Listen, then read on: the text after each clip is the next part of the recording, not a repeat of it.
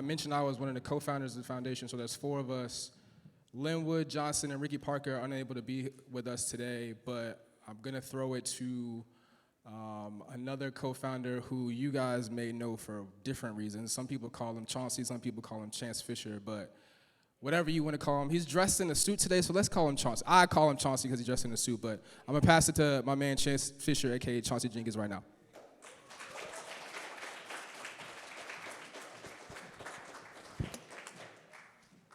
Hey, what's good, y'all? How y'all doing? He made a joke about me in the suit. Tight. I wanted to look like Brian Gumble today, so like let's see how what we got going on. So first up, welcome. Thank you all for coming out tonight. This is our first event for the Virginia Hip Hop Foundation, so make some noise.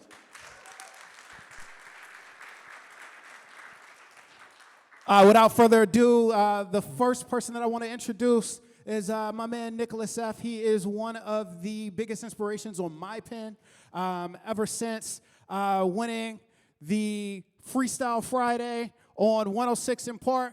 Came in second place with the Source Underground, Unsigned Hype, Underground competition, and then has been an integral part in this scene. I first heard him from the B is for Burglars mixtape, and my favorite album by him is Stuck. And I hope that you all have a great time with Nick tonight. Come on out. Make some noise for Nickelus F.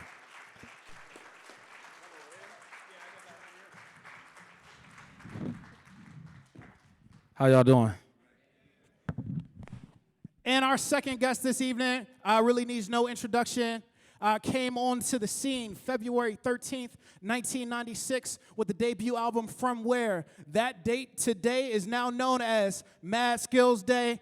We have a 2-time Grammy nominee, professor at University of Richmond, DJ, rapper extraordinaire, and has written for some of your favorite people. Make some noise for my man, Mad Skillz.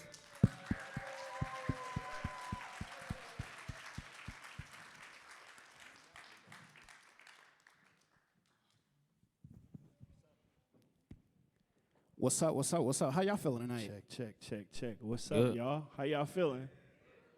Hey, can you cut me up a little bit? Thank you.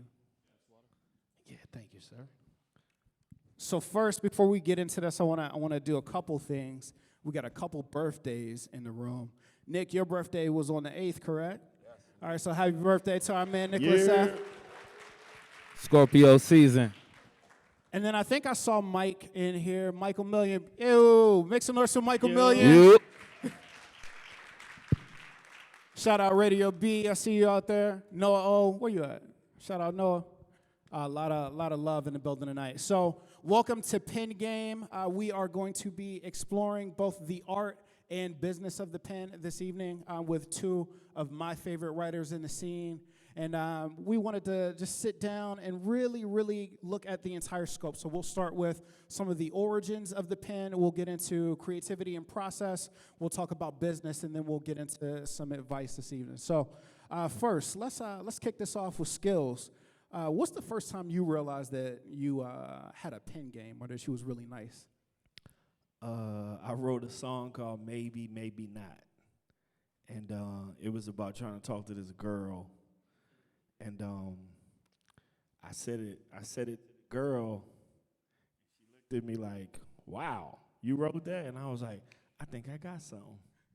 So I might have been 11, maybe 12. First time I actually wrote my thoughts down and said them to somebody.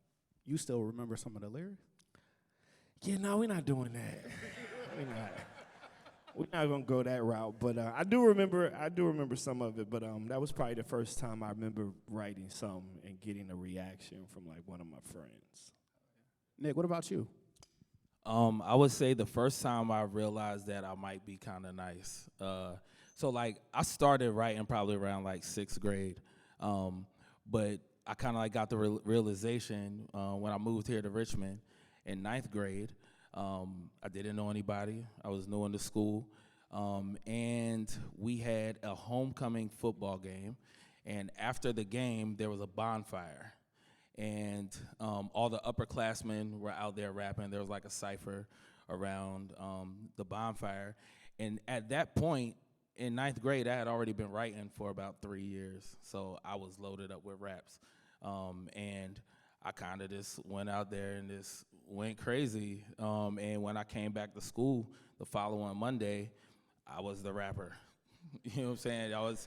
I was the little dude with the twist in his hair that had the bars. Did you have a rap name, though? My rap name at the time? Yeah, what was your rap name? Oh my gosh. So I had some wild names. I don't remember exactly which one. It was probably something real corny like D Amazing. Like letter D Amazing. And then I had and then like in my Wu-Tang era, there was like the General Sun and like Knuckles and all of that sort of stuff. So Tight. So Skillz, how would you say since you first wrote, maybe not, how's your writing process changed since then? I still, it actually, it's more, I try to be a little, it went from trying to be complex, you know what I mean, to then trying to dumb things down so it could be simple and easy to remember. But it was a difference. Once I learned the difference between writing raps and writing songs, that changed my process of how, what you say to people, how you say it, and what your message is, like what you want to convey. So it's changed over the years, but it's different things that I feel like I always want to be sharp at. So if I want to pull that tool out or pull this tool out, I still know what I'm doing when I cook, you know what I'm saying, the whole dish. So Do either of you have any particular routines or anything that you go through? Like, do you have kind of like something like, this is my daily practice? Like, what do you do?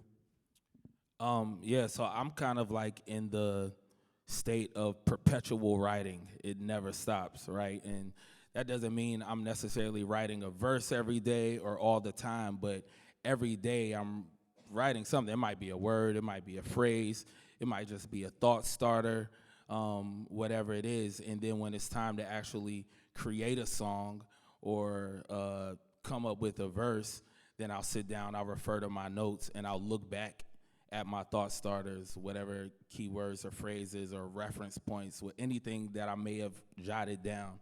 And then I use that to kind of like, and then use my like rapping tools, right? Whether it's I break it down into like a multi-syllabic like rhyme structure, or if I build a metaphor out of it, or if maybe it's a thought just to write a story.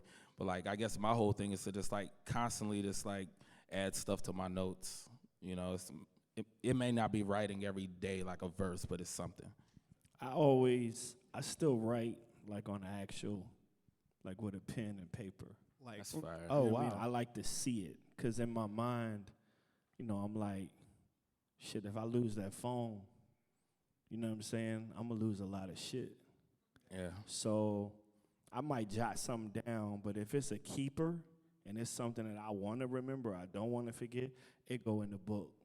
You know what I mean? The book, I still actually write, and I can just go through pages. And it's weird because it's like, I still don't want people to be able to read it if they just found it in a alley or something.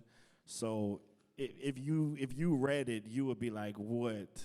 So you got like a little cipher, like Hammurabi Code type situation going on. You know what? It's just sloppy, but it looked neat to me. But It's weird. that was a thing in the era of rap books, though. Like, everybody's rap book looked different, right? Like, there are people who wrote them, very neatly in short little phrases, and where you take your breath is where they do a line break. You had people like, I have a homie who would literally just write the rhyming words on the page, and he memorized everything else. And like, he might say the rhyme different every single time. Like, the words might change just a little bit, but those rhyming words are, you know what I'm saying, there's some people who just write a big block, and Mace used to write all of the words on the right-hand side of the page. So if you ever opened up the book or saw the paper, you would just see all of the words on the right. And then he would go in the booth, and you would hear, it's hot at the Greek Fest. It's hot and sandy. I rent scooters. I'm with my family. Tank top, flip-flops, really nothing fancy. Yeah. And all you saw is the words on the right. So you're like, wow, that's crazy but he actually always wrote like that. So I got more questions for you, like, because you still got physical books. So one, were you like decorating your books? You had like little like jackets on them, like you put a shiesty on your book. You gotta understand. Like I went from composition books. I've had them all, like Trapper Keepers. If anybody here remember those? Yes, yo. You know what I'm saying?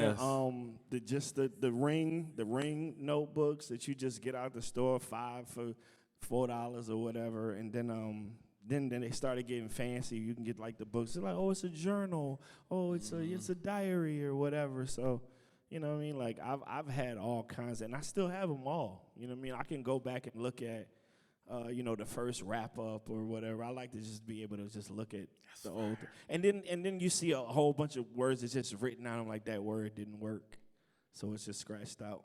So what's your editing process like with that, right? Like let's say you want to like change a verse or anything like that. Like, do you rip a page out? Like, are you everything's staying on that page. I might cross the word out and put that little word over top of it that goes there. Nice. You know what I mean? Or sometimes, if say I don't have no room and I had to cross the word out, but the word that I want to put there is too long or has too many letters, I'll just put like the first letter. So you might read it and be like, okay, why is it a V right here? And then, you know what I mean? And then it'll just go down. So I want to keep everything on the page.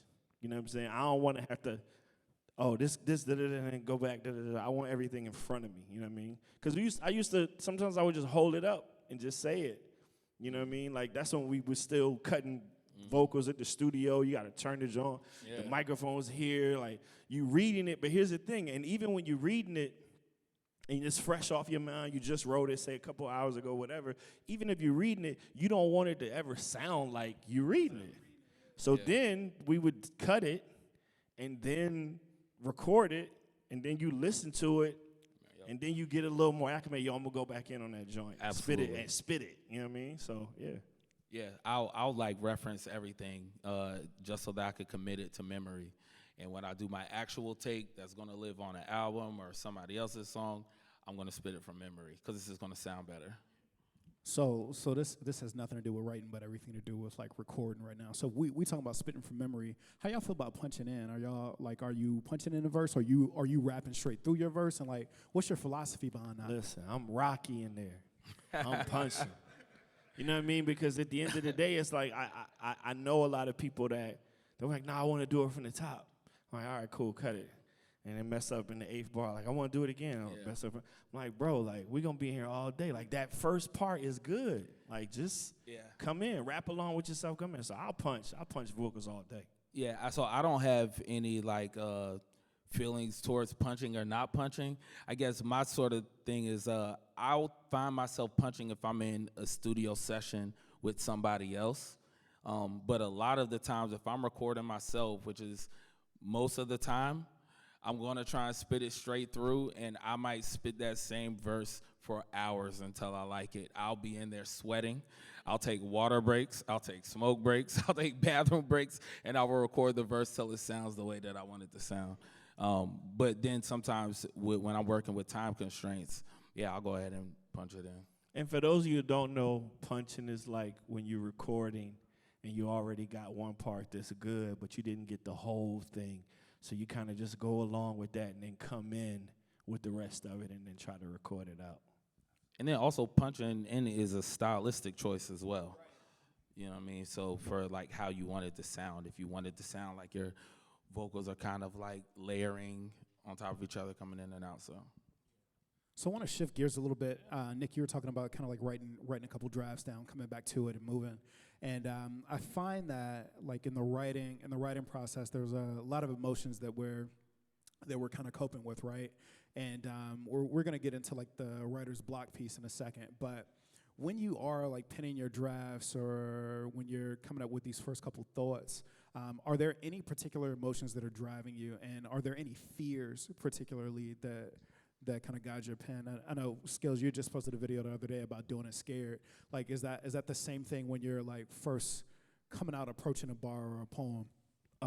Sometimes, you know what I mean? Like sometimes you might say something or you might get into a pattern or a flow or even a bar that people might not know you for, or they might hear it and be like, yo, that's crazy. He said that, or he went that way, or you know what I mean? I'm the type of person, like, whatever I'm writing, it's got to work for the song or the poem or the piece, you know what I mean? And when I'm in the studio, even with others or by myself, my ideology is always the best idea wins. Like, I don't care who came up with it, the best idea wins. If that's the best part that we got, and everybody in here rocking off that part, and that shit sound wavy and it sound like it just worked, it don't matter who came up with it. Like, let's just put it on the song. Yeah, I would say when it comes to like making creative decisions in terms of writing, like if it's emotion or if there's any fears, I wouldn't say there are any necessarily fears that kind of like drive my writing. But there are moments, right? Like if it's like an introspective song, if I'm talking about something personal, there might be a bar where, you know, I'll pause before I decide if I really want to say this, because I know that people in my life are going to be listening to it. They might be affected by it. And a lot of the times I make the decision, hey, if it makes me feel uncomfortable, I'm going to say it. You know what I mean? And so, like, there's been times, like, even my homies that ask me, like, yo, you wild for saying that. Yo, like, you ain't get in trouble for saying that? Or, like, you know, but I just feel like if it's a thought in my head and if it's something that kind of, like, made my stomach jump a little bit, there's probably somebody else that can identify with that and might be looking for those words to articulate whatever it is. And I was the king of saying shit that I shouldn't say. So I started. Like, I listen to those songs now and be like,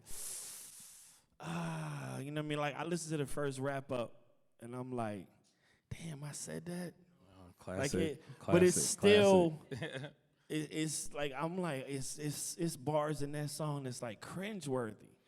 So I feel that way about some of my older music, right? There are older songs of mine that I know, like, my fans want me to perform, and I'll perform them, but being the man that I am now, some of those lyrics would be like, oh, I got daughters. Right. You know, like, fathers now. You know just what I'm saying? You got businesses and you know what I mean? Sometimes I pray, I'll be like, man, I hope. Leave that down there. Like, keep that, because I was wilding.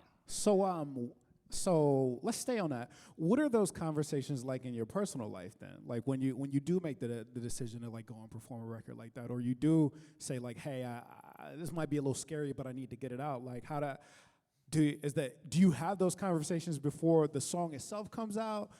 Do you wait for everybody to kind of hear it? Like, how does that go? Yo, so I'll play the song and just see if they react to it. You know what I'm saying? Like, just see if they react. Oh, okay. And then if the conversation got to be had, the conversation got to be had.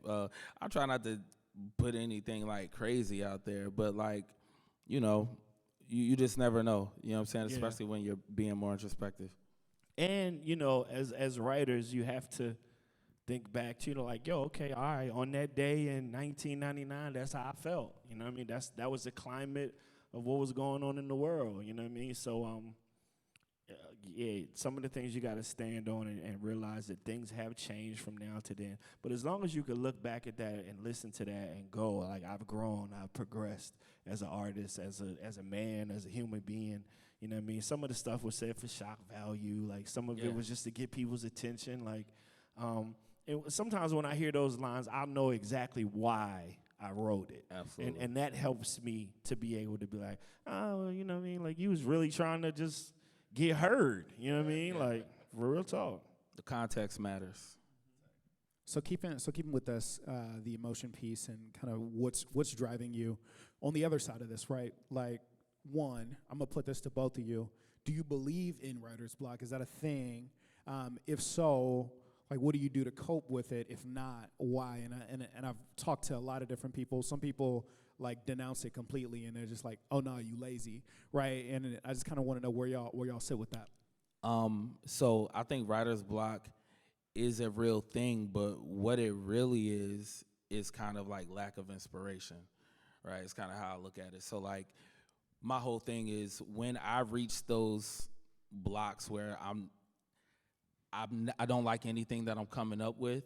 A lot of the times to get myself through it, I set timers for myself. I'll say like, yo, 30 minutes, write this verse, and just don't overthink anything, right? Just write your first thoughts, get them down, and generally, when once that like creative muscle gets started, things just kind of like open up. You kind of like catch like a piece of yarn. Like it may take you 12 bars to get to a point where you got this piece of yarn and you pull it, and then everything just starts coming. And then you can just chop that first 12 bars and just start from where your inspiration started. So I just like write through it, but it is real.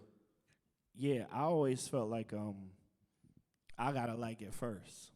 You know what I'm saying? So for me, when people talk about music and they categorize it and oh, this is rock and this is hip hop and this is pop, this is country. It's two kinds of music. It's good music and it's bad music. Like everybody got bad songs in them. You just got to get them out the way to get to the good ones. Yeah. So even if I write something that I know is bad and it ain't up to par for how I feel or how I want to express myself, I'll put that over there and maybe come back to it or maybe try something else. But I know that wasn't good enough for me. So once I get to the thing that I think is dope and I think is ready to be heard by whoever wants to listen, that served its purpose because I knew that wasn't it. You know what I'm saying? Like, I feel like in today's climate, if a lot of people knew and accepted that, okay, this ain't it, we would probably have better songs. You know what I'm saying? So. Skillz, you were saying something about the best idea wins, right? So that leads me to kind of my next question. You were just saying you write through it. When do you know when to practice restraint? Like when is too much? Like in that editing process, right? We say it's two things. There's writer mode, there's editor mode, right? In that editing process, like how do you know when you've gotten to the best idea and we're not gonna go forward? Like what's that process for you? You never know if it's a hit. That's the first thing. People are like, oh yeah, I knew it was a hit. No, you didn't. You hoped. You hoped it was a hit. You knew when it felt good to you. You know what I mean? And sometimes just keeping things simple, not overthinking, like Nick was saying, not overthinking it. Like sometimes he said, I give myself a time limit. If I don't get to it by this time, then I'll maybe come back to it tomorrow, start working on something else. But you never really know until it's in the world. And once you put it in the world, it's not yours anymore. That's another thing about songs. And bars in general. Once you put it to the world, it's not yours anymore. But you got to be in love with it from that point. Because whatever happens after that, you can't control. If somebody says, I love this, it changed my life, this is dope, all right, cool, I'm glad you got some inspiration from it. Somebody says, yo, this is trash, you better than this, like, I ain't vibing with this, that's cool too. But at that point, it ain't mine no more. When it's on my phone and in my studio, on my laptop, I'm playing the back, it's mine. Once you hit that button and send it to the world, it's up for all kinds of scrutiny or praise. But if you live by the cheers, and you'll die by the boos. So don't let that be the reason that you feel like your art it didn't hit the same. Like, it's people that be like, man, I hate that joint. I'm like, I love it. And I still love it to this day. Or else I would have never put it out. You know what I mean? Once you put it out, you better love it, because what you don't want to happen is for it to blow up, and then you don't love it. You don't love it. And they like, yeah, do that joint. And you like, man, I got 10 other songs that are better than that. Like, nah, but we love that joint. Yeah. And you up there like, man, I got to do this shit. You know what I'm saying? Like, you better love it before you put it out. Yeah, I would say for me, I am guilty of over-editing and rewriting and re-recording. And, like, so... And I am an overthinker, right? Like, but it's really because I care that much. You know what I'm saying? Like, I really do care. And so, like, for me, it'd be like, when I feel good about it in my, you know what I'm saying, internally, is generally when I know it's like time. Or a lot of times, like, I'll have to just play it for somebody else and just give them the, like, yo, am I overthinking it? You know what I'm saying? Like share my thoughts or whatever. And you know, yeah, people have to stop me from over editing. I can't lie to you. But my goal these days, especially this year, has been to like think less and just go with it. Go with my vibe, go with my first thought, go with my gut and pull the trigger, and not be trigger shy. So for both y'all, it's a feel. Like you gotta feel it. For sure. Yeah, you gotta like it first. All right. So switching lanes a little bit. Both of you have written for icons, right? Outside of yourself. And my big question here is, how do you approach writing for someone else? Like, is there a certain mentality that you have to have? And then I guess my next question is, do you find it easier or harder to write for other people? All right, I'll go first on this because he has way more experience than me at this. I have done some writing, and I would say for me, it's pretty easy to write for somebody that you are familiar with their music and their brand. So like for me, it's just like I'm just gonna try and put myself into that person's shoes and expand upon ideas that I already heard them explore in their music, you know, and just like how can I add my flair to it? And in terms of did you ask if it's easier or not? You think it's easier or harder? I'll say, and this might sound kind of wild, but I almost care less when I'm writing for somebody else than when I'm writing for myself. When I'm writing for myself, I'm very particular about each word, but when it's with somebody else, you know, they can edit it.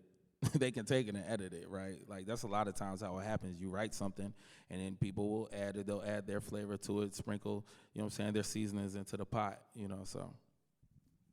Me, myself, I care, you know what I mean, to a degree where it means my name is still on it, you know what I'm saying? And even if my name ain't on it, I know that they know that I'm bringing my best ideas to them. So I never get discouraged by the no's, or I never get discouraged by, maybe we can go in another direction, or, you know, I was thinking this, like, I never be like, oh man, they don't like my stuff. You know what I mean? Like, I never think like that. I've been so used to hearing no's for the past 30 years. A no is normal. That's regular. You know what I'm saying? So when I write for people, I try to embody.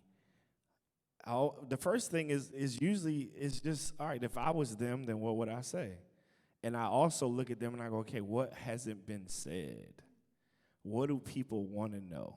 You know what I mean? Like, I remember working with Dr. Dre, and there was like 3 other writers in the room, and they were all, and this might have been 2015, 2016, and they were all still talking about like the Chronic and shit. And I was like, he don't want to talk about that. Mm-hmm. And they were so enamored with how much money he had and how rich he was. Every bar was, yo, got this and the yacht. And I was like, yo, he don't want to talk about none of that shit. So I remember saying like, yo, I was like, yo, this man's a billionaire.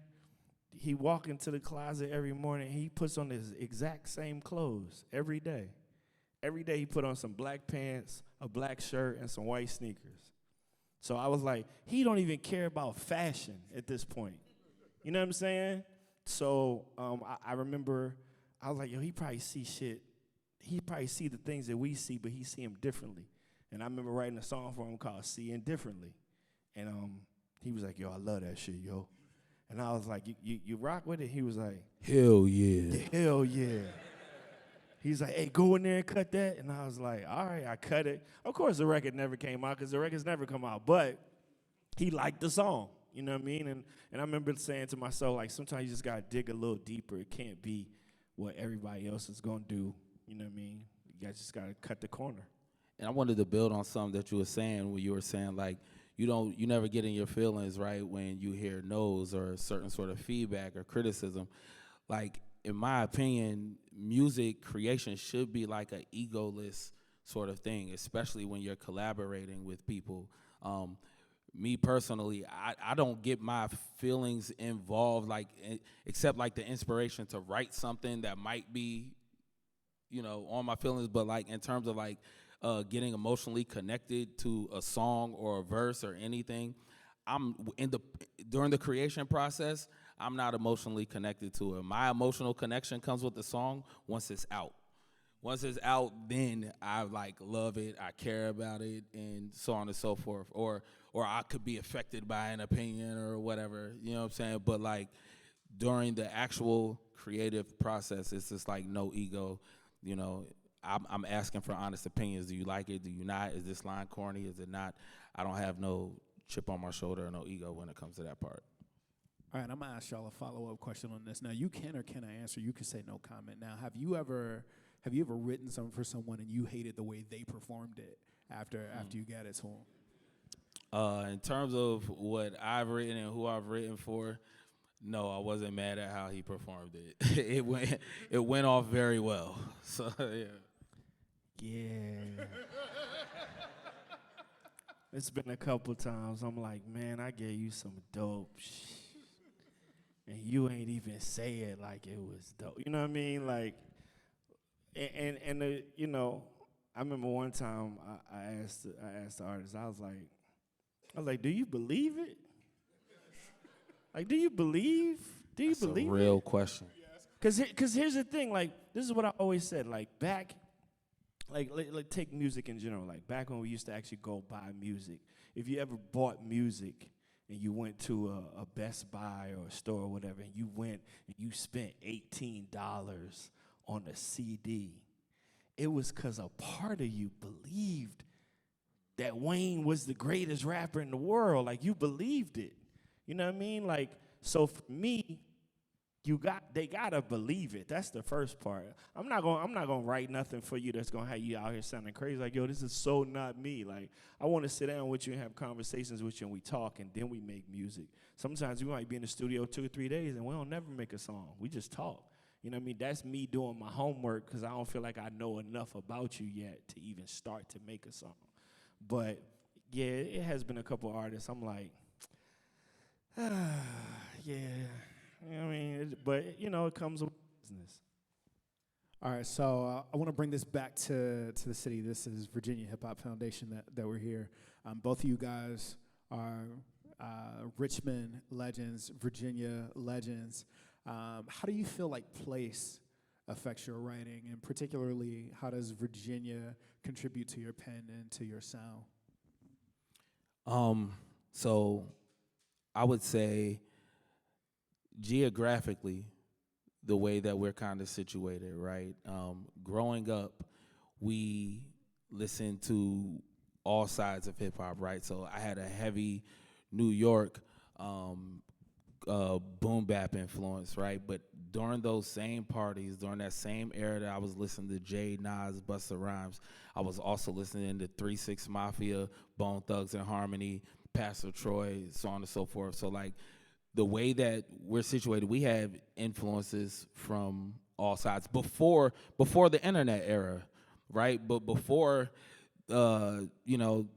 social media created like homogenous like hip hop palette for everybody, right? Like we all hear and we all get everything. But like there was a point in time when like there were regional sounds. Like there was an Atlanta sound, there was a Florida sound, there was a West Coast sound.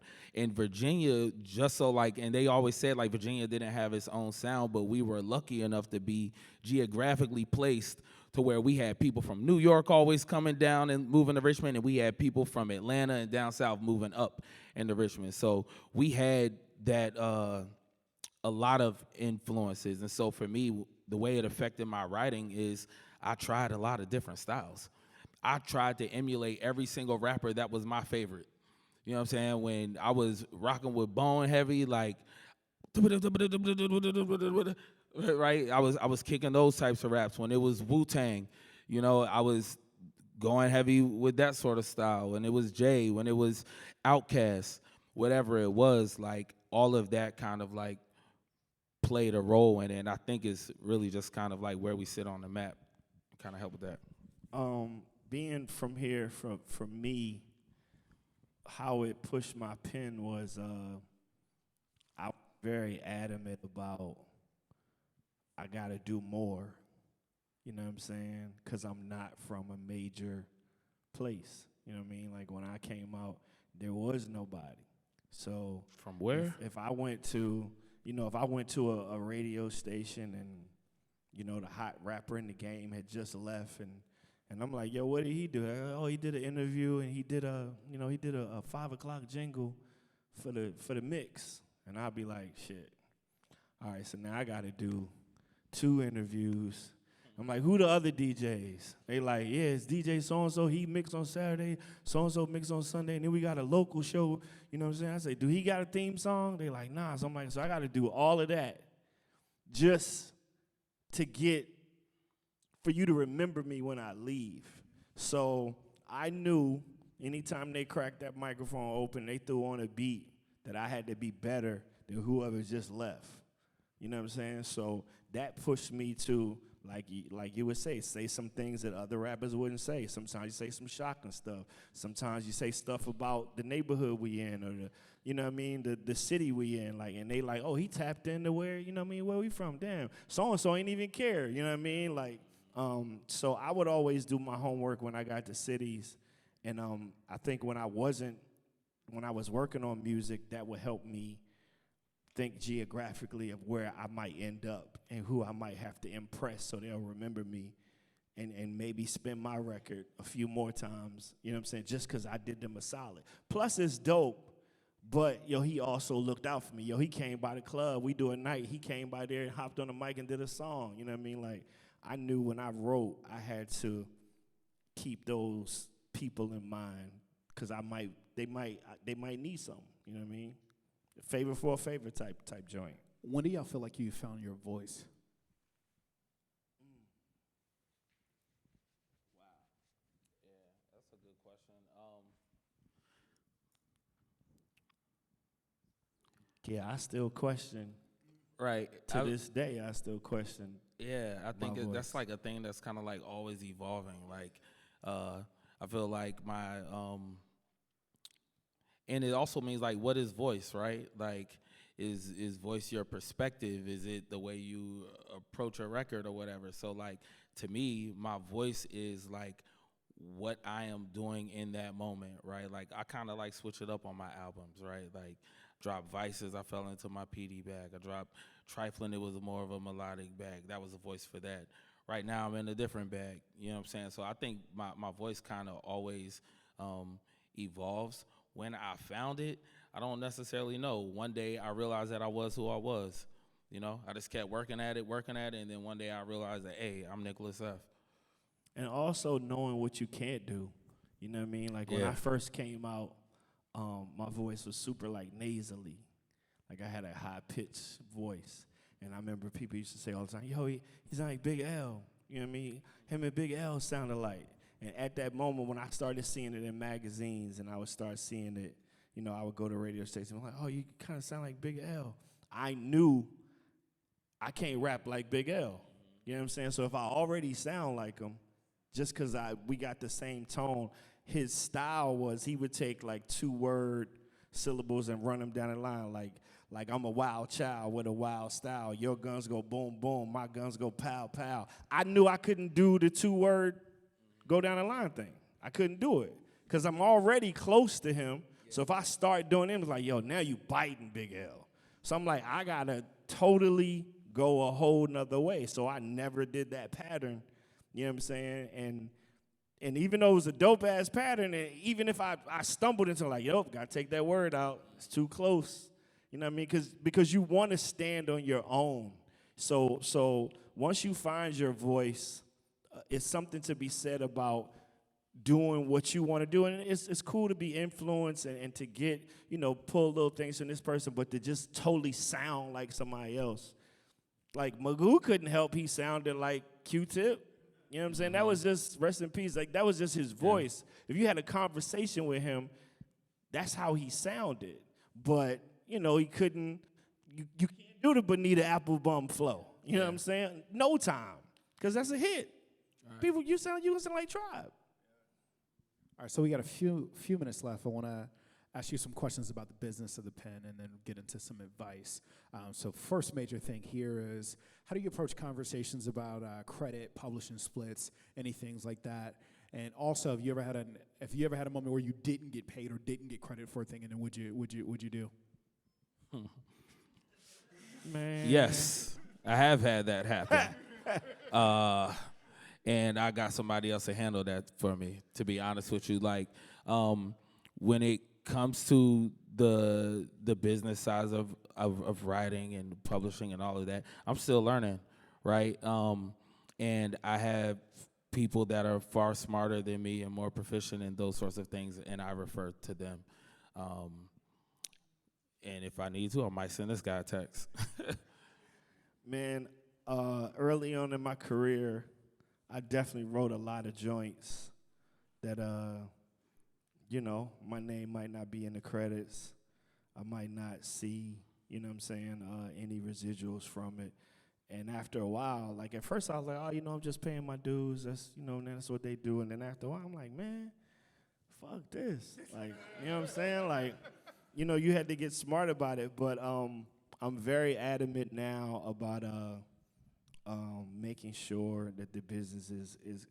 I've been fortunate enough to where now it don't even come up because they ain't gonna try me like they would have tried me in 1994, 95, or whatever. But I'm also the type of artist where I tell people a lot, like if you in here and we in here working on the song or whatever it is, like everybody splitting it equally. You know what I'm saying? Like, we just gonna split it down the middle. It's never gonna be a situation where I'm in here arguing, going, yo, well, I came up with this, and you said, like, bro, come on, bro. At this point, we arguing over money we ain't even made yet. Yeah. We don't know whether this song is gonna stay on a hard drive, and it just stifles the creativity. Yeah. So if you in the room when it was created, we splitting it. I don't care if you say, yo, you should say the instead of the. All right, cool, you getting yours. You know what I mean? If this turns into something. Because once you start talking, Quincy Jones said, once y'all start talking about money, God lead the room. And ain't nothing, we gonna sit in here and argue over 100% of zero? Like, what's the point? Like, I had one friend, he wrote a song, and he wrote it was My Boo. And I think Cisco and Maya had recorded it first. Don't give me the line, I don't know. But he was like, yeah, so they want the song. And he like, man, I'm gonna do this with Alicia and Usher. And then Alicia was like, well, we want some publishing. And the dude was like, she ain't write nothing. He like, listen, you want 100% of Usher and Maya? Or you want of Cisco and Maya, or you want 80% of Usher and Alicia? Like, you can sit there and argue about it all day, but what's gonna happen is you're gonna keep arguing, and the song gonna be on your computer and ain't gonna do nothing. You know what I mean? Some artists are so big, as soon as they cut a record, they getting a piece of the publishing, period. It just is what it is. But you have to also learn how to maneuver and say, yeah, I can stand firm on this or not give them anything, and I ain't gonna get anything. That's why when I write songs, I don't write the whole song. I write the first verse and the hook. The rest of that shit, you write it. You like the way this go? Finish it. Oh, you do the bridge. That way I don't feel like you didn't do anything. You know what I mean? But if I write the whole thing and Beyonce call and say I want 10%, she got it. Because what was it doing before she called? Nothing. All right, so next question after that. What are some key steps that you give people to protecting themselves on the business side, or just any things that they should do, whether that's like registration or anything like that? Keep it simple. Surround yourself with the right people. Yeah. Find people. If you in the room with some people and you already feel query about it or feel uneasy, just be like, yeah, man, my baby mom called me. I got to go out and take a call. Just don't come back. Because that's a waste of your time. But if you're in a room with your friends and you're in a room with people you respect and they respect you and y'all make something special, y'all probably ain't gonna argue about no money. You know what I'm saying? Everybody gonna eat. When you get that one person, you know what I mean? Like, and don't get me wrong, it's been times where it's that one person. You know what I'm saying? Like, I just did a camp not too long ago, and it was 5 of us, and we came in the room, and we all started working, and dude was like, yo, I think I already got something for that beat. So he starts recording to the beat, and he was one of them singers where he didn't really feel confident in his own voice. So they over there recording the beat, and I'm just sitting there, scrolling on my phone. 30 minutes go by. This shit over at like 7 o'clock. 30 minutes go by. I'm like, I said, yo, man, airdrop me like some beats. Dude airdrop me like 3 beats. I go in the hallway, start writing. I come back, they still working on the song. I got 3 songs written. Later on in the day, they go, yeah, we splitting everything. I'm like, the 3 songs in the hallway, we split those too? Oh, yeah, nah. You did walk out and do those on your own. I'm like, sometimes you got to remind people, like, yeah, we can split we made it here. But y'all weren't with me in the hallway. The same way when you said, I think I got something, and you pulled up something that was already on your phone. Whenever you did that, I wasn't with you. So why would I, you know what I mean? So sometimes you just got to tap people and say, you weren't with me. You weren't here. You weren't with me shooting in the gym. You know what I mean? And just do it that way, too. All right, I got one last question for y'all, and then we going to wrap. What's the best piece of advice that someone gave you about writing, and what piece of advice would you share with a young writer today?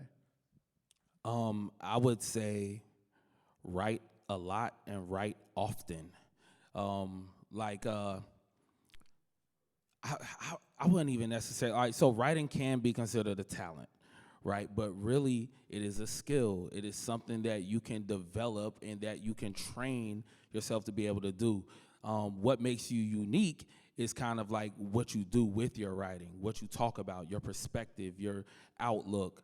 But the actual mastering, like some of the technicals of what goes into a good rap verse, the technicals of constructing a good punchline or constructing a metaphor, that's all something that you can be trained and taught. And it's just a matter of how much time you decide to put into that to master that craft. So I would say, hey, if you want to write, read, right? You can't write well if you can't read well. So read, and then write. Just write. Like you gotta love it.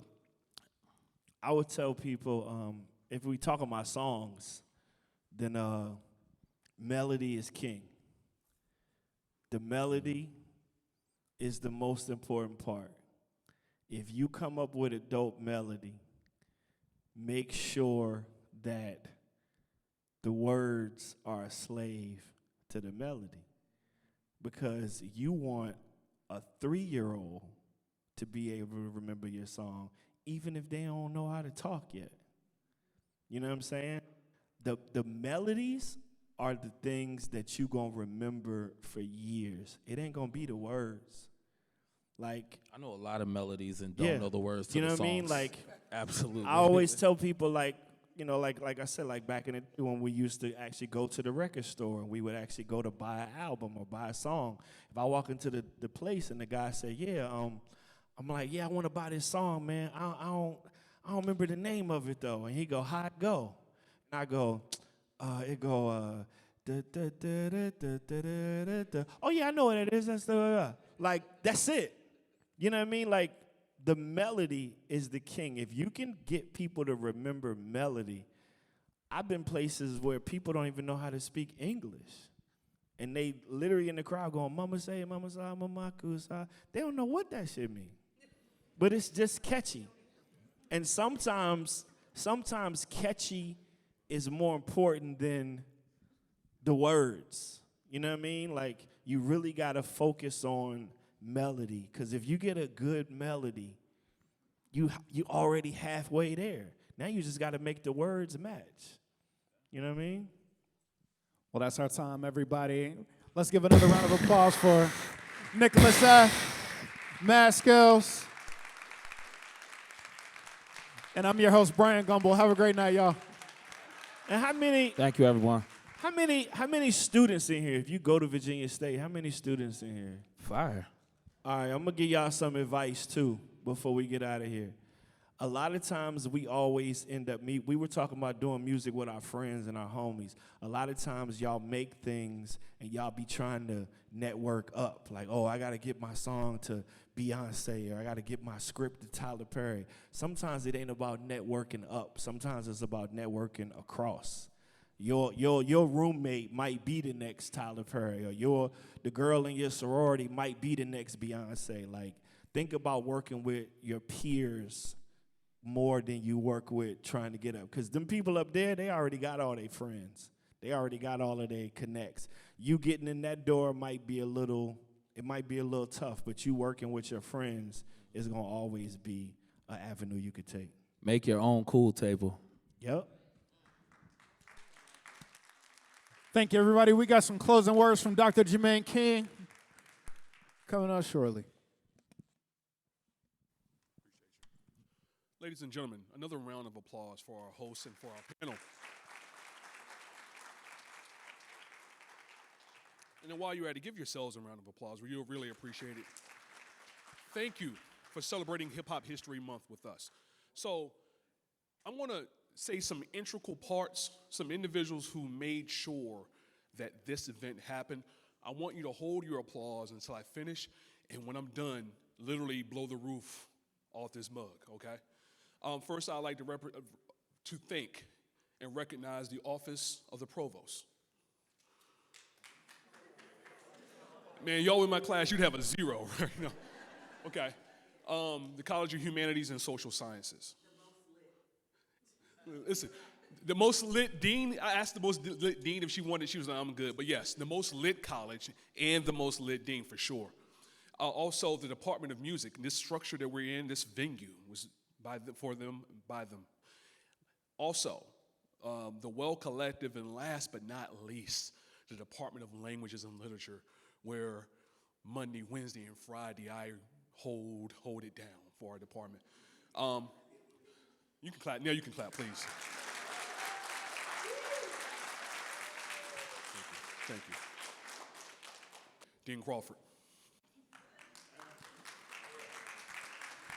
All right. Welcome, everybody, again. And I was voluntold to be up here, so I don't mind doing it. But I'm happy to be there. I won't say by the most lit dean who told me I had to do this. You said English 333? I have some students from Sociology 333. We have our hip-hop class on Tuesdays and Thursdays. So there we are. But again, we could not have done this without the foundation, the great words that you all have there. And I want to say also to our students, when you're doing that, you heard them say, we need some producers, right? We need some camera people. We need some creative people. We need some business people. So even though you can't spit out those verses, you can help those verses be heard and be seen. And so this is where we do it at Virginia State University, where greater happens here. So thank you all for being here.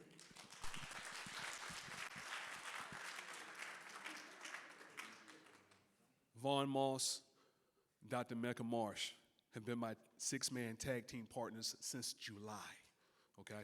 Since July. We've been working on this technically since late June, but really since July. A round of applause for them because, listen,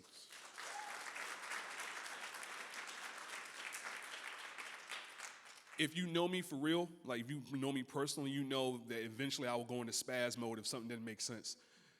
Thank God for them because they made it make sense. Ladies and gentlemen, this is Hip Hop History Month. This is Virginia State University, where greater happens here, and now hip hop happens here. We humbly and graciously thank you.